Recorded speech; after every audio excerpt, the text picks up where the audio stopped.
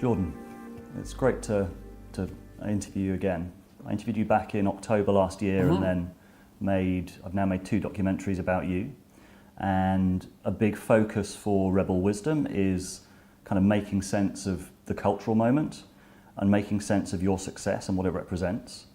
And I don't know if you remember, but the very first question I asked you back in October in the interview was, firstly, what do you make of your success so far, and are you ready for it to continue? Because I had a sense back then that what your message represented was something the culture desperately needed. The sort of, and what that signifies to me is a kind of reintegration of the sacred. Did you have any sense back then the exponential success that you were going to have between then and now? Well, I mean, the most likely outcome at each of the, what would you say, at each point where I might notice what's going on around me has been that this will stop. But it isn't stopping. So I've been thinking about that pretty much nonstop, I would say. And I have some solutions, let's say, or some ideas that I didn't present in October. So one of the things I've realized is that part of what's accounting for the popularity of my ideas is actually a secondary consequence of a technological revolution. And I've seen that more clearly since October, partly because I can see the mainstream media dying at a faster and faster rate and the alternative media expanding faster and faster. So television, radio, and the classic print media had shared one thing in common, which was an extreme restriction in bandwidth. This was especially true of television because each minute of television, given the necessity to broadcast and the expense of that, was unbelievably expensive. And so there just wasn't time to do anything on television. There's no time. And so if you had something important to say, or even something unimportant for that matter, most of the time it had to be compressed into something approximating 30 seconds, which wouldn't even be your words. It would be a journalist commenting on what you said. And if you were really pushing the envelope, maybe you'd have 25 minutes on a talk show that was devoted to your ideas. But then even that would be highly scripted. And so television made people look stupider than they were, even to the producers of television, because of this narrow bandwidth. The rise of video online and audio as well has blown the bandwidth limitation out of our mass communication. And it turns out that people are smarter with longer attention spans than we thought. What happened with me was that for one reason or another, I was an early adopter of that technology.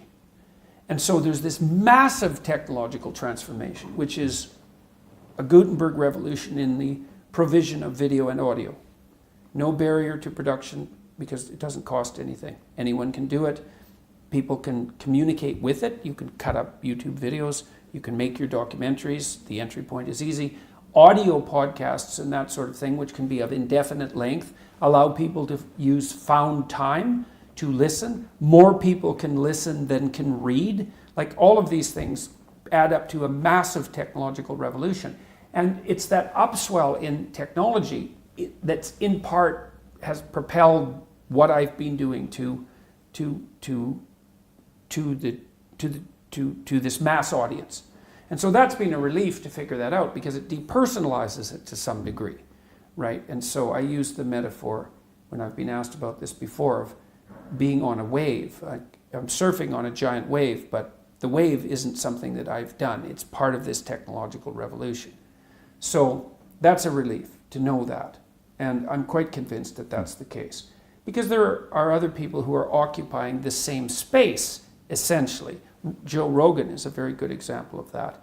And the various commentators on YouTube who've become increasingly influential and powerful. Same thing.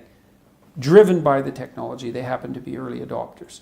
And then there's a secondary question, which is, well, is there anything specific in relationship to my content, let's say. And I would say also that is the case. And I think what I've been able to do with reasonable effectiveness is to draw a conceptual equivalence between the meaning that's necessary to sustain you in life, given its suffering and malevolence, and the necessity to adopt responsibility. And I think there's something new about that. I mean, I don't know how new. I'm sure I'm not the first person who's discovered that, but I think I've done a reasonable job of pointing out to people that the suffering that's intrinsic to life in the absence of meaning is not tolerable. It destroys and corrupts. And that the proper pathway out of that isn't rights or happiness or entitlement or anything that's associated with individual ease, let's say, but with the adoption of something approximating maximal responsibility. And people get that. Like it's not that hard to understand when it's laid out like that.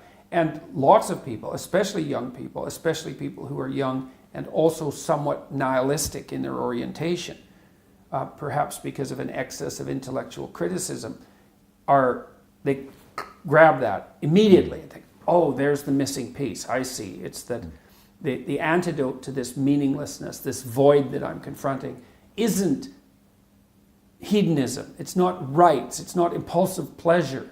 It's none of that. It's responsibility. It's like, oh, yes, okay, that everything snaps into place. And so I think that's the most essential part of the message, to the degree that what I'm doing has an essential message. That would be it. And I do think that's what accounts for a large part of its impact. And you mentioned Joe Rogan before. You and he are grouped together in this sort of new constellation of the intellectual dark web. What do you see as what do you make of your kind of inclusion in this, and what do you see as its role going forward in the cultural conversation? Well, it's like a herd of cats, right?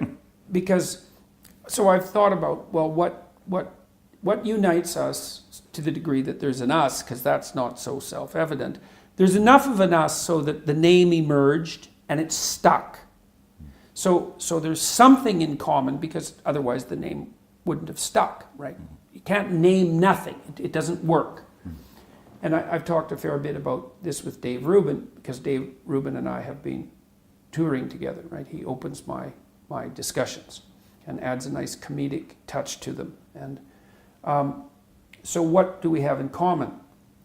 Everybody in the group is an independent practitioner, so an entrepreneur essentially, with their own media enterprise that's autonomous. None of us are serving any master except the audience. And we're all somewhat independent financially as a consequence of that.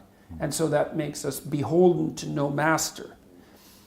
All of us are engaged in these long-form discussions, right? And one of the consequences of being engaged in a long-form discussion is that you can assume that your audience is intelligent. And so that's another thing that unites everybody in the group, is we all assume that our audience is intelligent. But I think that that's not so much a consequence of any particular moral virtue on our parts, but an observation that the technology has made possible. It's like, and you can see this, I would say, particularly with Rogan, because in some sense he's a trailblazer in this domain. It's like, turns out my audience will listen to a 3-hour discussion. But he wouldn't have been able to discover that without the technology, right? So now, to his credit, he was smart enough to discover it and smart enough to notice it when he discovered it. And so, I think that also characterizes the rest of the people in this group. It's like, look at that. The audience actually wants, our listeners, let's say, and viewers, want detailed, in-depth, unscripted, spontaneous, meaningful conversation. And then are willing to go in that direction. That's the risk-taking element. Like, I can give you an example of that. So I just did 4 talks with Sam Harris, who's often grouped into this group as well, on the relationship between science and religion, say, or facts and values. That's another way of thinking about it, with a bit of politics thrown in, discussion of left-right differences and so on. what's the willingness to take the risk? Well, I had no idea when I met Sam in Vancouver, which was where the first 2 of the 4 talks were held. I'd never met him before. We did 2 podcasts together, one of which was we got locked in, the other one which was more productive, I would say. But I had no idea if he and I could talk, but we were willing to, I guess that's right, agreed to take the risk to see if we could talk in a public forum. And I think that's another thing that characterizes the people in that group, is that they will take those sorts of risks. If you go into a television studio, a classic television studio, all the conversation is scripted. And it's actually quite frustrating, because you can't have a conversation with the journalist because the journalist isn't there. Who's there is a frontispiece for the organization. And the organization has scripted all their responses. And so it's not actually like talking to a person. It's really like talking to a puppet.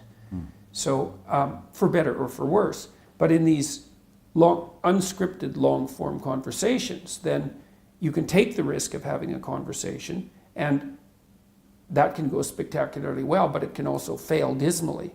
So I would say those are the things that unite us to the degree that the group exists. I mean, I was in LA a week ago, and about 7 of us got together for dinner. And that was the first time we'd met as anything approximating a group. And it was interesting to watch everybody interact, because, as I said, it really is a herd of cats. There's tremendous diversity of political opinion and a tremendous diversity of personality, like Eric Weinstein and Joe Rogan.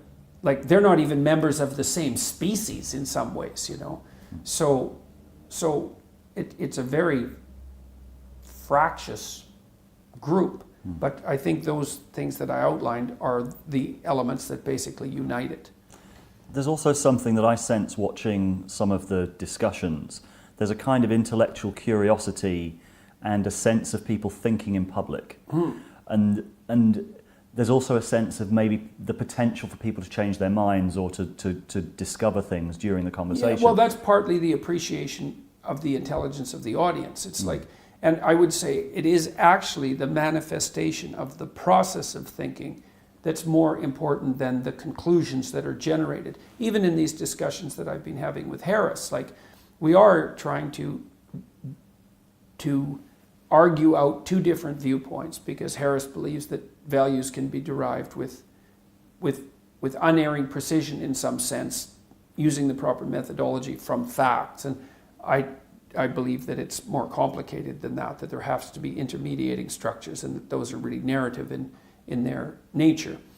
So there's a technical argument, as well as a variety of sub-arguments about the relative role of traditional religion and so forth. But the outcome of the debate about those issues is partly what people are coming to the talks to see, to determine what should the conclusions be. But a much larger part, perhaps, is to observe and engage, at least by proxy, in the process of dialogue. And that's more important, because dialogue is the process by which complex problems are solved, which is what makes me a free speech advocate fundamentally. Well, it's not an advocate. It's like, I realize that the protection for free speech is protection of the mechanism whereby complex social problems are solved. And we're the people in this group, and many other people as well, are acting out that dialogical process. And people are happy about that, as they should be. And I read a Spectator review of your recent conversation. I think you've now come to the end of your debates with Sam Harris. And they said that you expressed a little bit of irritation at when Sam didn't grasp some of the points that you were making, or that you didn't fully appreciate that he'd understood them. I also think that Sam Harris in particular, like, he's built a whole kind of personality, career, several books on this atheism position. Do you think that he can argue in good faith from that perspective? Could he turn around and say, well, actually, no, you're right, Jordan, this atheism thing is a bit simplistic? No, I think he was conducting the discussion in good faith. I actually think that what Sam is doing is a good faith project. He I think there's conceptual muddiness about it. But, you know, his basic premise is that we could come to an agreement that working to reduce unnecessary misery and suffering is a universal good. It's like, okay, fair enough. That seems like a reasonable proposition. I don't think it's a proposition of fact, and he claims that it is, but that doesn't matter. Still, it's fair enough, man. And then, you know, so that's one proposition. Another proposition is, it would be really good if our systems of value weren't founded on error. And what do we have that's not error? Well, we have facts. We have objective facts. I mean, look at the technology. Look at what we've done with our science. It's like, you don't want to underestimate the utility of objective facts. So maybe we can ground the value structure in the facts. It's like, well, that would be good if we could do it. So, and then his ethic, let's say, is an amalgam of those two propositions. And I think that his project is honorable, and I think he's committed to it. He also, rightly, is concerned with the dangers of the fundamentalist dangers of revealed truth, and so is very skeptical about the axiomatic claims of dogmatic religion. It's like, yeah, fair enough, but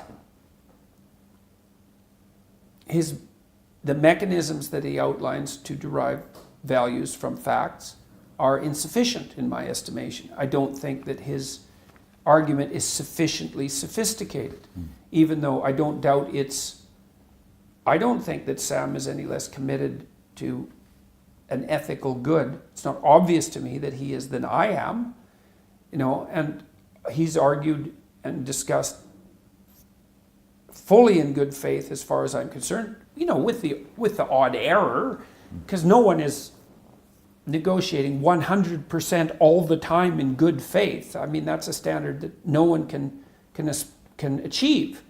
But I think the discussions have been unbelievably productive, and we'll see that certainly the crowds are responding. I don't think the crowds would have been engaged if Sam wouldn't have been discussing in good faith, you know, because the engagement is actually an indication that a good faith discussion is occurring. Otherwise, it gets dull very, very rapidly. We'll see what happens when the videos are released, and that'll be in August, once the sound is edited and all of that, and then people will have a public debate about how the discussion proceeded. I also think that each discussion built on the previous one, and that I think we both ended up more informed and more articulate than we started out. So that's a really good thing. I certainly understand his arguments much better than I did, well, a year ago, let's say. And I've heard Eric Weinstein describe sort of the cultural moment as a kind of civil war within the left, sort of extreme left, and then the sort of moderate soft left, which are probably sort of at least the dominating kind of paradigm in the media.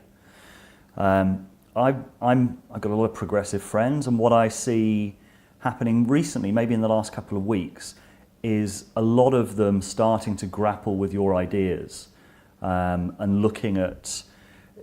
asking this question: what can the left learn from Jordan Peterson? Which is a pretty new development, because I saw a lot of kind of reactivity to it before. How can you personally contribute to that debate? And is that a debate you're interested in contributing to? Absolutely. No doubt about it. No doubt about it.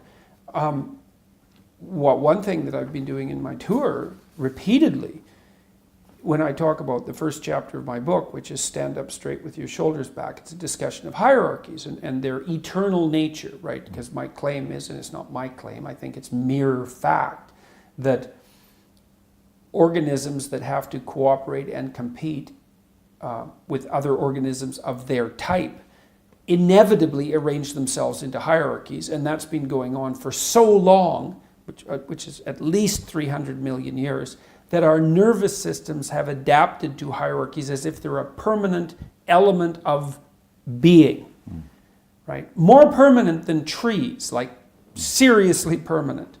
The most fundamental neurochemical, the one that regulates the entire brain, serotonin, is acutely sensitive to hierarchical distinctions. And so that's part of the proposition. So the reason I laid that proposition forward was to say, whatever pitfalls hierarchies might produce, you cannot lay them at the feet of the West, patriarchy, or capitalism. It's like, that's a non-starter. You're wrong. And not just a little bit wrong. You're so seriously wrong that if you insist upon doing that, you won't even achieve your own aims. Because you're actually not grappling with the problem. The problem is, if hierarchies are a problem, which they are, the problem is way more serious than mere capitalism. It's way deeper. And if you're actually interested in rectifying the negative consequences of hierarchies, then you're going to have to get a lot more sophisticated than your idiot Marxism. So part of the elaboration of that argument is, well, hierarchies are inevitable because we have to solve complex problems and we have to solve them socially. And when you implement a solution to a complex problem socially, you produce a hierarchy because some people are better at the implementation than others. So there's a hierarchy of competence, and then there's a hierarchy of distribution of the spoils. And in both of those hierarchies, you get a disproportionate clumping of resources at the top and dispossession at the bottom. It's in the nature of hierarchies. So what's the left for? The left is to remind those who are benefiting from the hierarchies that the hierarchy comes at a cost. And the cost is the clumping of people at the bottom. And that's an eternal cost, and it's not trivial.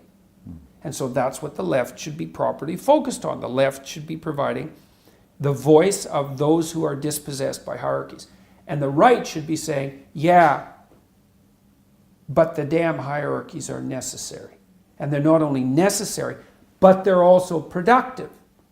Then the left says, yes, but they tilt towards tyranny, and they can be occupied inappropriately by people who are playing games of power. Fair enough, the right has to take that into account. The hierarchy can rigidify, and is likely to do that, and it can be taken over by people who are corrupt, and that's likely to happen. And so, but it's okay, because the dialogue could work out. The right can say, well, yeah, we need the damn hierarchies and they need to be buttressed, and the left can say, yes, but they have to be maintained properly so they don't deteriorate and degenerate. And I think that's ancient wisdom. I think the ancient Egyptians had figured that out in their symbolic representations. So now, when the left goes too far, it does something like say, well, how about no hierarchies? It's like, no, how about not? Wrong. Because all that happens if you one of the things that happens if you flatten out the hierarchy is that you can't even organize your perceptions. You can't perceive the world without looking at the world through a hierarchy of value. And because you can't perceive the world unless you make one thing more important than all the other things, because you don't even know what to look at. And if one thing isn't more important than all the other things, then you have nothing to aim at. If you have nothing to aim at, then you have no meaning in your life. So the left can't just demolish the hierarchies in the name of some equality of outcome, let's say, because you blow out the future, you leave people aimless, and you destroy the very institutions that allow people to make competent progress in the world. That's not an acceptable outcome. So we have to agree to live with the tension. Necessity for hierarchies, the proclivity for them to pathologize, and the necessary voice of the left in speaking for the dispossessed. So, and I mean, as far as I'm concerned, I've said something approximating that through my entire career.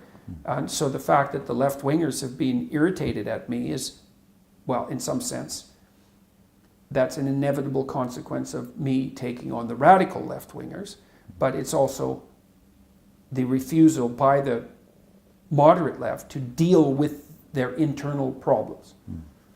And the sticking point that I hear a lot from my sort of more progressive friends is your sort of primary focus is on the individual. Yeah, well, that's too bad for them, because the primary focus should be on the individual. I can agree with that.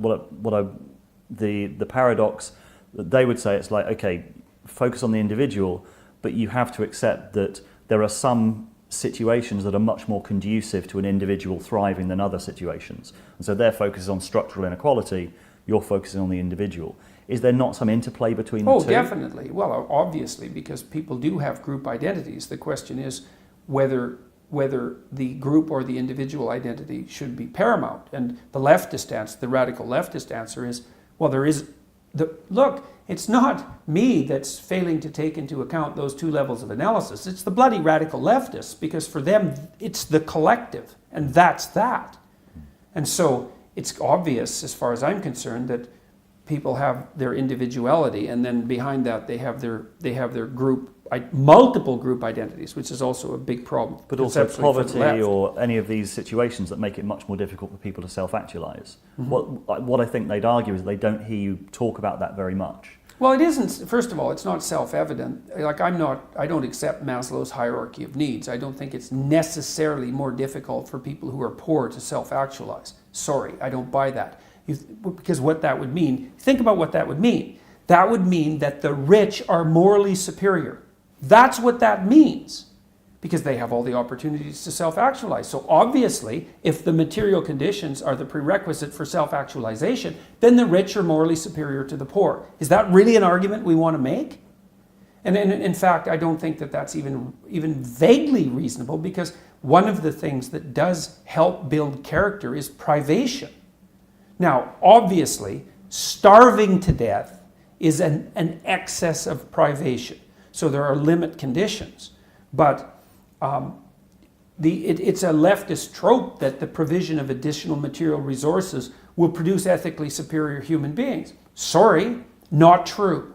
And in fact, sometimes quite the contrary. So I don't buy that argument in the least. I also think that under most circumstances, excepting those of exceptional privation, and even perhaps under those conditions, in most cases, your best bet to move people forward is to concentrate on the development of their individual character and their individual moral character. And because your moral character is actually the set of tools that you have to operate effectively in the world. Because otherwise morality would be of no utility. And morality is, in some sense, precisely that which is of maximal utility. And so, and the other objection that I would throw out at the radical left is, well, how do you know that your emphasis on collective existence isn't just an abdication of your personal responsibility? Well, of course it's not. It's like, no, seriously here. It's not that easy to adopt personal responsibility, maximal personal responsibility. What makes you think you're not running away from it? You have every reason to.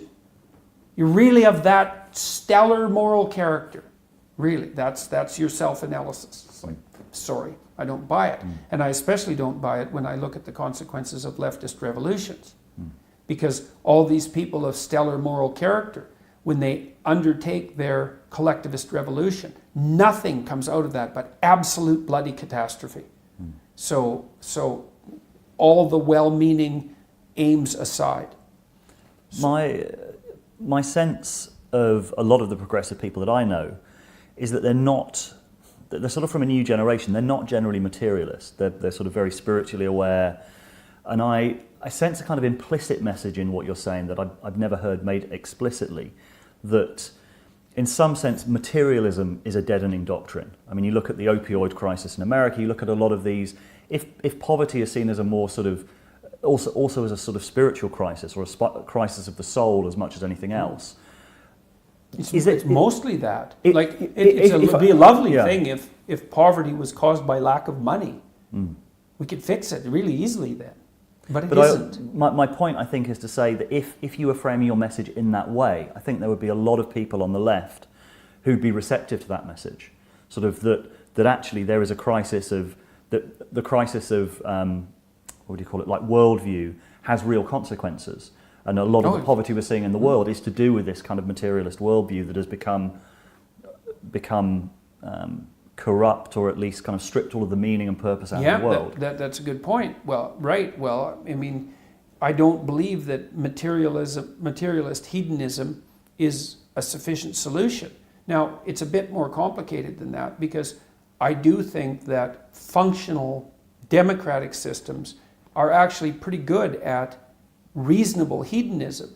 Like, I'm pretty happy that our system produces a variety of toothpastes and a variety of toilet papers and a variety of sanitary napkins, all of these things that that are basically oriented towards, what would you call them, individual creature comforts. There's something about that that's really merciful and properly egalitarian. And so a certain degree of material hedonism is a good thing, right? Because it's nice that people can have their basic needs taken care of in a dignified manner. But as a ultimate solution to the problems of life, it's insufficient, which is again why I don't really like Abraham Maslow's hierarchy of needs. You know, it isn't a progression up the moral chain because of the provision of additional material resources. It doesn't work that way. That doesn't mean that you want to set up a situation where as many people as possible are absent the terrible strictures of privation.